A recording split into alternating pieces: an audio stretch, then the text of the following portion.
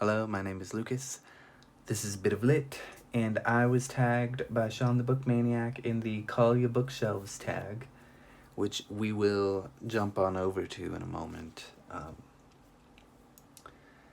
This is by who made this tag? Kieran of KD Books, and I haven't looked at the questions too much, but I assume it wants to look at my bookshelves. Some of my books are scattered about a little bit, but that's okay. Usually people tag at the end of videos. I will tag at the beginning because that's what I do. If I remember to tag at all. And I will tag Around the Weird, which is a channel that my friend hosts, and he is the museum curator of the strange and unusual and the ghost who might be a host, Mr. Nothing. I hope I got that right. Anyway, he's been making some great videos on weird and unusual literature that doesn't get a lot of discussion about it. He's made a great discussion about Journey to the Center of the Earth and Mask of the Red Death and Holes by Louis Sachar. And he's going to be making more. He joined BookTube because of me. So I'm tagging him, and anybody else that wants to join, I'll also tag Codex Cantina. I don't know if they've done this yet. I usually keep up pretty well with their videos, but yeah, I tag Una and Crypto as well if they haven't done it, because they should. Alright? Cool. If they have time. I know they're busy. So, anyway, number 1, what is the most recent book you've added to the bookshelves? Why did you purchase it? As far as I remember, it was a bunch of Virginia Woolf books, and I bought them right before the pandemic hit in China, or, before it was even an epidemic and things were going crazy in Wuhan, because I wanted to, it was like a celebration for myself that I've moved on to a new job that is going to be great, and then I didn't get to work that job for 2 months, and now I'm at the end of the probationary period, and I'm thinking I'm gonna keep my job, but I don't know. But the HR person is frustrating, so she might just be putting fears in my head that I don't need to have. But anyway, I think, one of them was Mrs. Dalloway, because I read it in college, and I liked it then. I didn't really understand it, but I wanted to reread it, and I did reread it. I also bought Waves and selected short stories, and To the Lighthouse, I think, and Orlando. Maybe there's another book. I can't remember. But I read the selected short stories and Mrs. Dalloway. And Mrs. Dalloway is the best book I've read this whole year. There's still parts I totally didn't understand, but rereading it was so illuminating. So I purchased it for all those reasons, and also because Virginia Woolf is queen. Thank you. Number 2, what book did you buy with absolutely no desire to read it?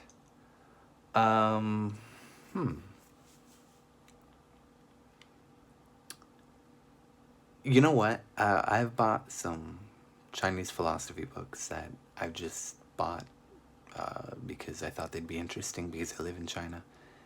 And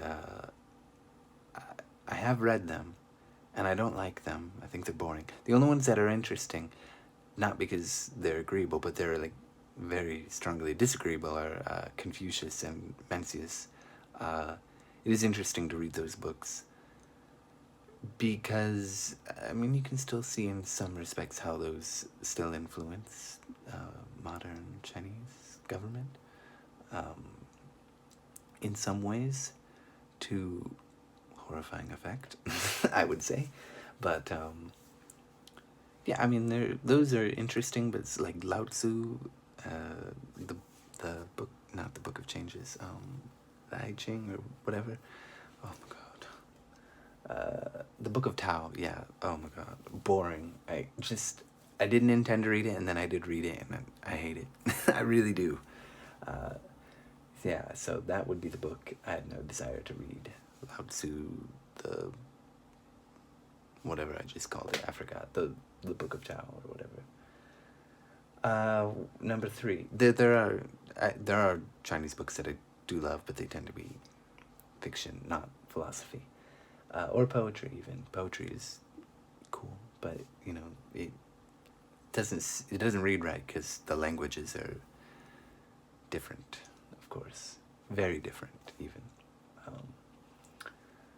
Even though, you know, simple sentences at least, there's the same sort of structure generally. Subject, verb, or object, subject, predicate, object, whatever you call it.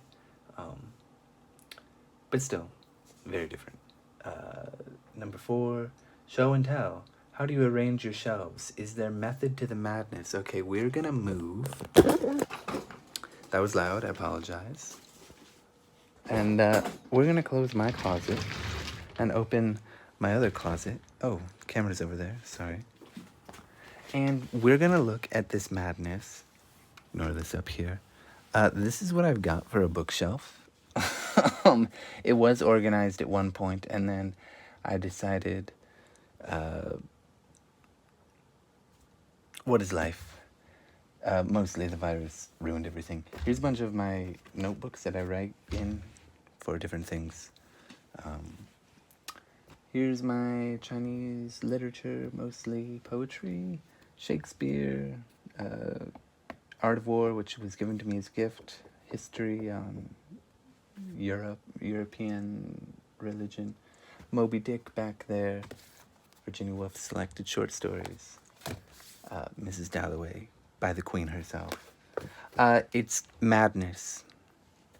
I will reorganize it again eventually, one day. And here's the other Virginia Woolf books, which, let's see what they are. Okay, we've got, how do I do this? Well, we've got Orlando. We've got To the Lighthouse. We've got The Waves. And we've got Between the Acts. That's the other one, Between the Acts. Anyway, I hope there's not any more questions about that.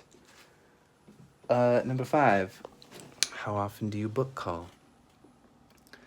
I don't, really. I've never done it. I should. When I go back to America, there's going to be a lot of books that I need to get rid of. So never is the answer to that one.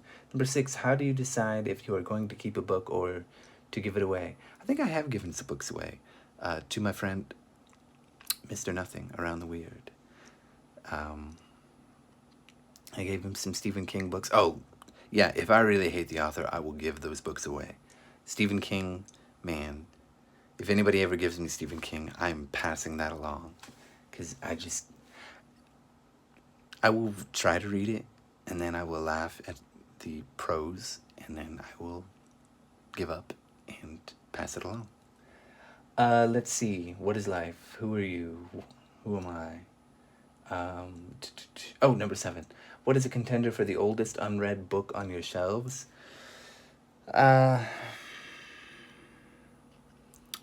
In that bookshelf, it might be a...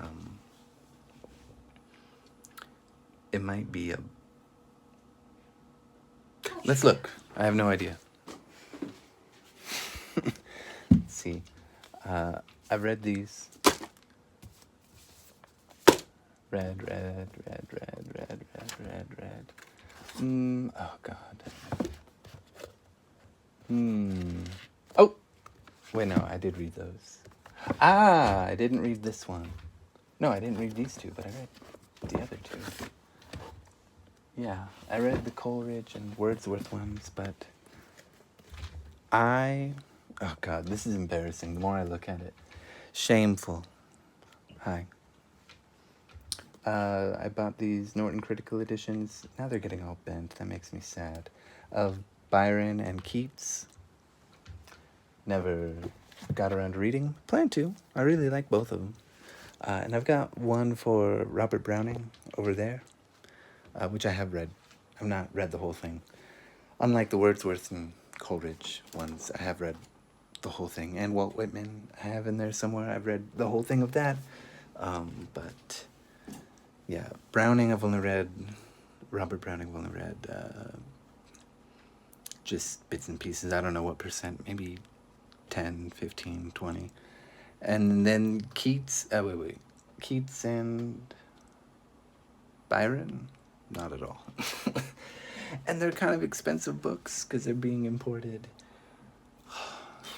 But I plan to read them because I do like those poets. And I will, you know what? I have Poetry Thursday coming up, so I might just go to them. Who knows? Let's see. Number 8. What book have you read and is currently on your shelves that you would struggle to give a summary on what actually happened in it? Go on, give it a go. I should just stay over there. I should have written these on a piece of paper. What would I struggle to give?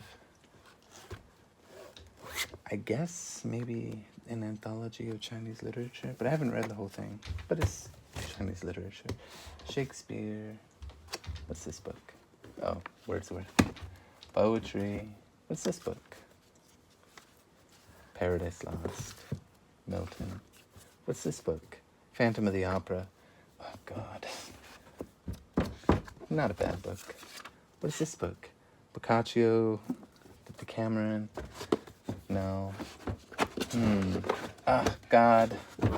His life. What's this book? Dryer's English? No. What's this book? Oh. I don't know if you saw it. It was Nintendo Switch. Super Mario Odyssey. I haven't played that in a while. Yeah. Yes. You know what? I found it. Right here. I'm not reading it. I don't remember what the question was. I could not... No. I do know what happens in this book.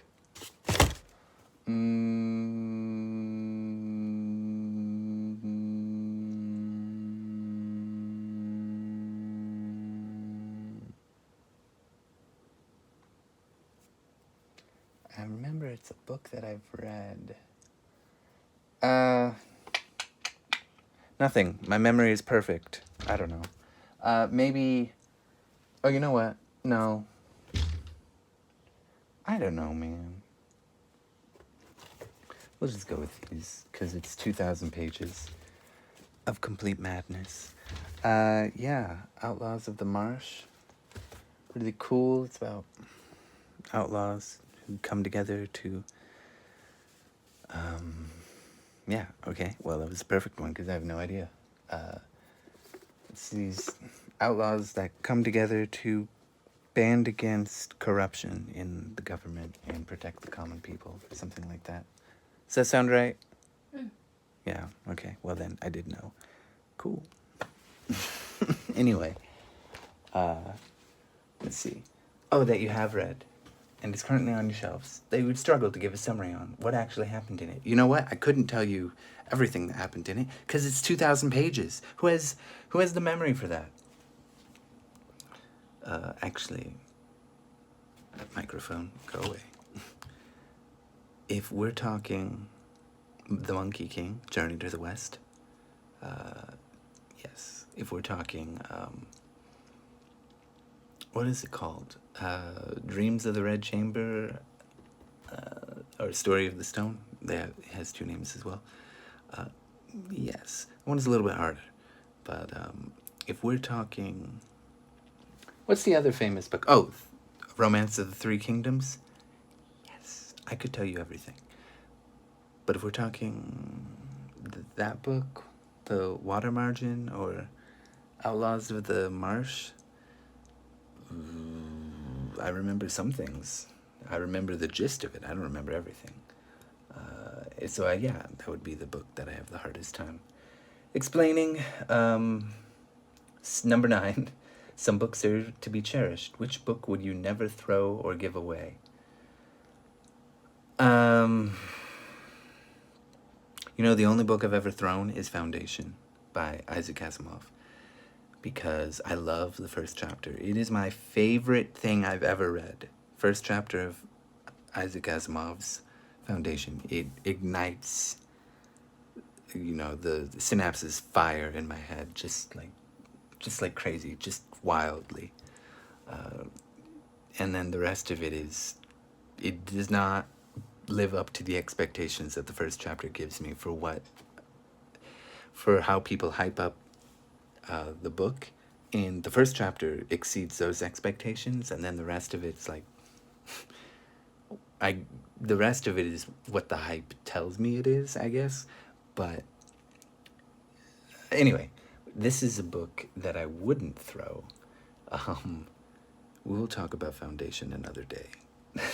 Because I could go on about everything that annoys me about that book, about that series. What was it?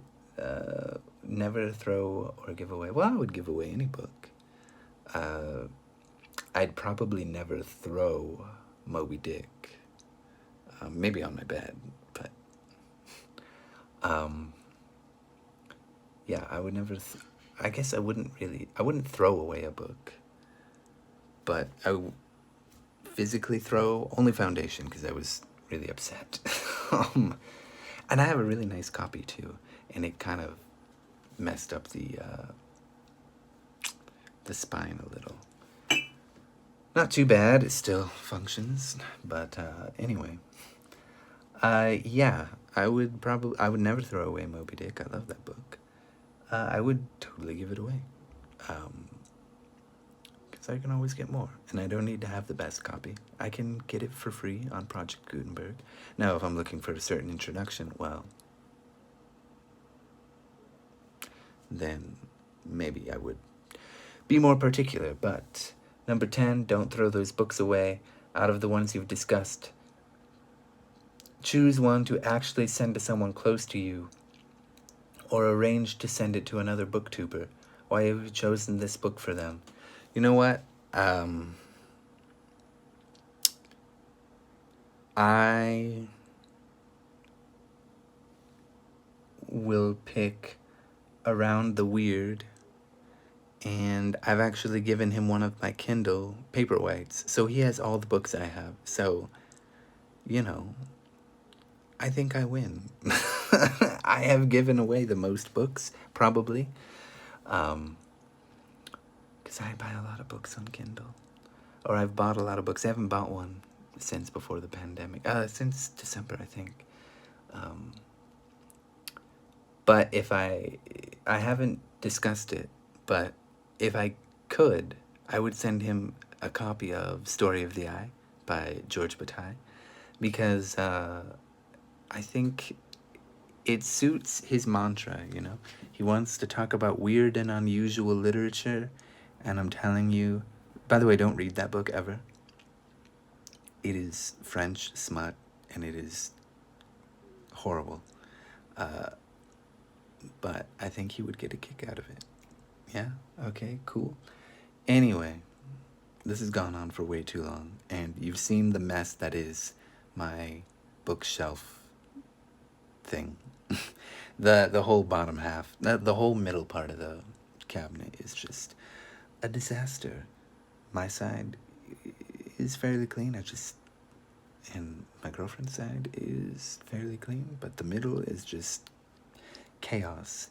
Anyway, that's been that. Goodbye. Thank you.